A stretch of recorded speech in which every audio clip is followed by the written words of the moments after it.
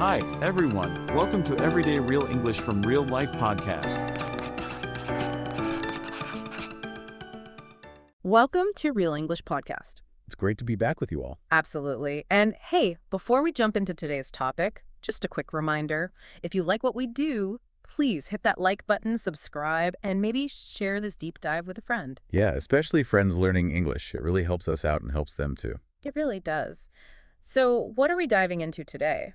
Well, today we're tackling something super practical based on things you listeners actually sent in. Oh, cool. What is it? It's about work meetings. Work meeting English, easy and polite phrases for teamwork. Ah, okay. Yeah, that's a big one. I know a lot of listeners, maybe you included, can feel pretty nervous about speaking up in meetings in English. Exactly. You can feel high stakes, right? Yeah. It doesn't matter if it's a quick check-in or a big presentation. Totally. So we've looked at the materials you sent, meeting notes, articles about disagreeing politely in teams, that kind of thing. And some personal notes, too, about wishing you had the right words at the right time. Right. So our mission today is to pull out some really useful, polite phrases from all that. Things to help you sound clear, confident, professional. Even if you feel your English isn't, perfect, it's more about communicating effectively. It really is. It's strategic, in a way. It is. And what's interesting is how, simple some of these phrases seem, but used in the right way, they can really change how a meeting feels. How so? Well, like that article you sent about constructive disagreement. Yeah. Mentioned it's not just what you say, but how you say it. Politeness matters, obviously. Sure. But it's also about sounding confident and helping the team work together.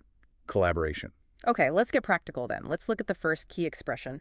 This one is perfect for when you need to ask something without, just interrupting. Right, a gentle way to jump in. Exactly. It signals you want to speak. Let's say it's slowly, nice and clear. You can repeat it after me. I have a quick question. Pause. Try it. I have a quick question. Yeah, that's a good one. Looking at those meeting notes you shared, sometimes just blurting out question can feel a bit abrupt, maybe. Yeah, a little jarring. But I have a quick question. It's sort of prepares people. It tells them you want to ask something briefly. It's like a soft opening. Shows respect for the conversation that's already happening. And in online meetings, too, where you don't always have the visual cues, these little verbal signals are even more important, right? Yeah. Help stop people talking over each other. That makes sense. And the quick part is good, too. Yeah, it implies you won't take up too much time. People are usually more open to that.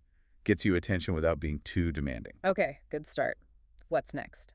Our second phrase deals with something everyone worries about. Ah, yes. Not understanding something. Right.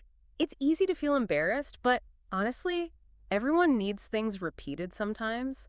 Your notes mentioned a technical chat where you felt a bit lost. It happens to us all. So this phrase is your friend. Let's practice it. Say it with me. Could you explain that again? Pause. One more time.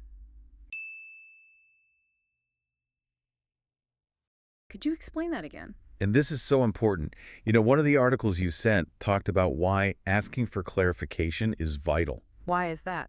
Because misunderstandings, they cause so many problems. Project delays, mistakes.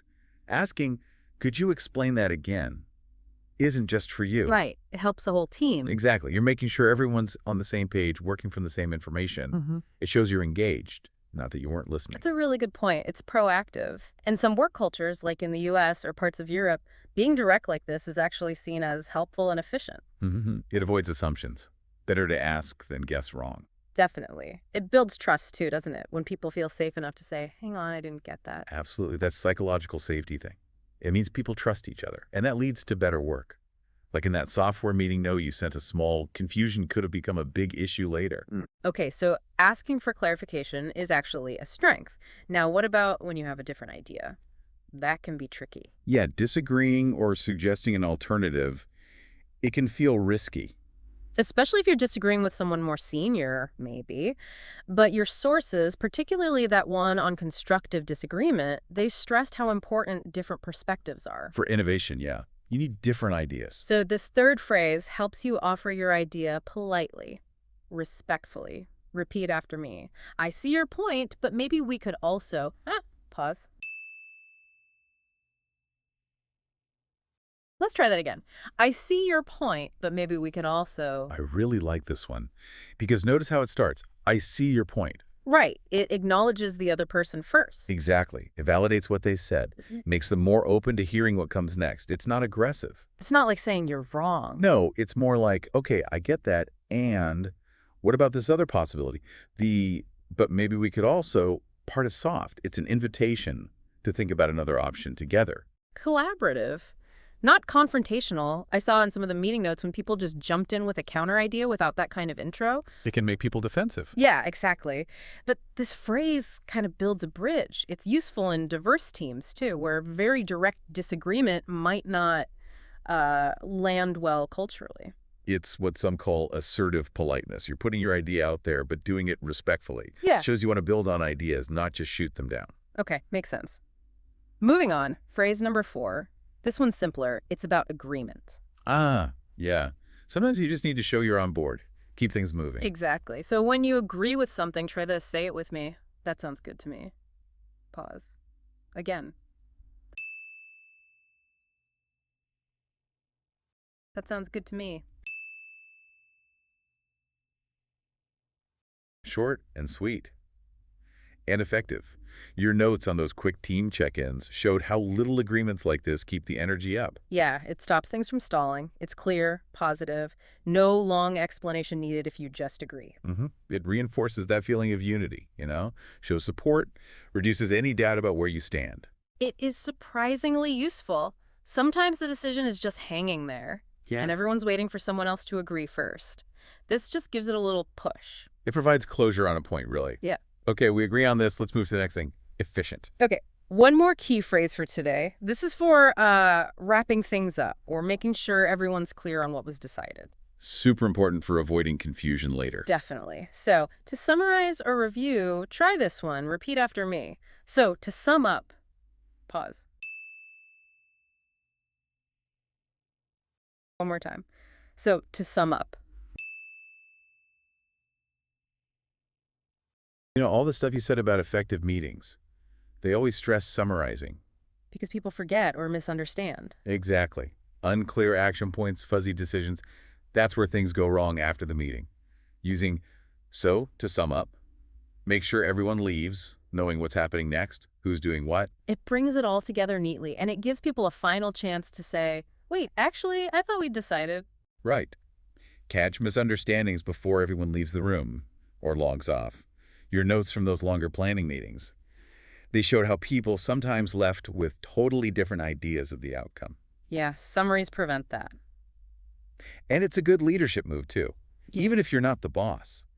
Taking the initiative to summarize shows you're engaged and focused on clarity for everyone. Saves time later. So you can see all 5 phrases, they're pretty short, simple language. But really powerful. Yeah, for communicating clearly, politely, and strategically in a team, they help you participate, even if you're still building your English competence. They're designed to be easy to grab and use in the moment, right? Less panic.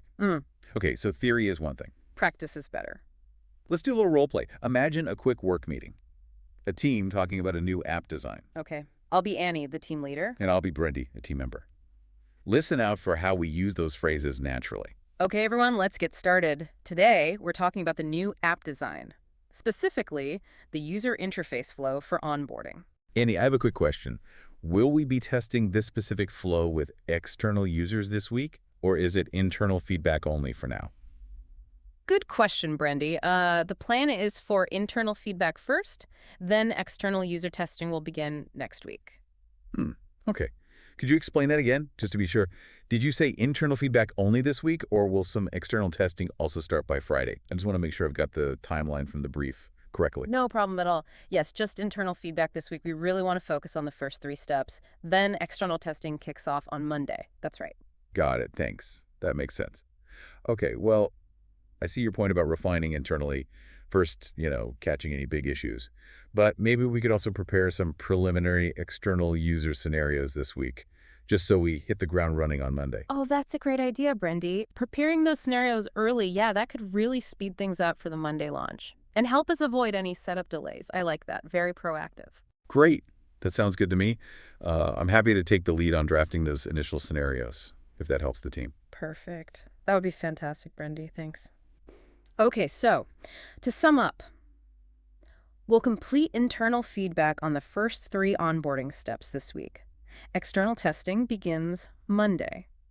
And Brendy will draft those preliminary external user scenarios by Friday. Does that sound right to everyone? Nice. See how those phrases just slipped into the conversation? Yeah, they really helped Brendy clarify things and make a suggestion politely. Mm-hmm. And Annie could use them to manage the meeting flow and confirm understanding.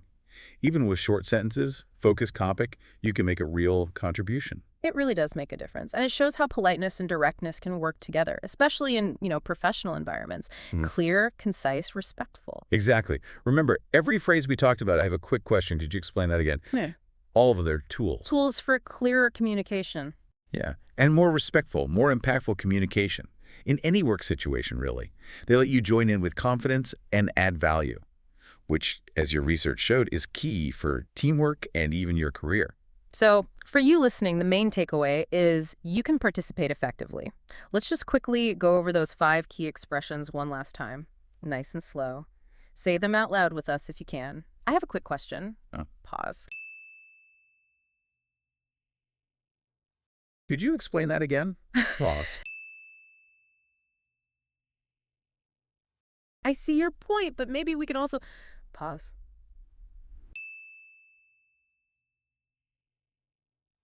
That sounds good to me. Pause. So, to sum up. Pause. Our advice. Practice them. Say them out loud. And then try using just one in your very next meeting. Even a small one. Or just talking to a colleague. Yeah. You might be surprised how it boosts your confidence and how well it works. And maybe a final thought to leave you with. Think about how these phrases aren't just about words. What do you mean? Well, they're kind of like building blocks for trust, aren't they? When you clarify, when you disagree respectfully, when you summarize to make sure everyone's aligned. You're showing you care about the team succeeding. Exactly. It signals you're committed to working together well. So how could using these phrases consciously not just improve your English, but maybe also make your work relationship stronger? Something to think about. That's a great point. Okay, that wraps up our deep dive today on work meeting English, those easy and polite phrases for teamwork. We really hope this helps you feel more comfortable and confident in your next meeting. Yeah, absolutely. And if you found this useful, please do remember to like, subscribe, maybe share it with a friend who's also learning English. It helps us keep doing what we do. And don't forget, real English, real life, real confidence. See you next time. Want to practice these phrases? Download your free PDF guide to review vocabulary, role plays, and quizzes. Find the link in the description and pinned comment and feel free to share it with friends. Like and subscribe for more English tips.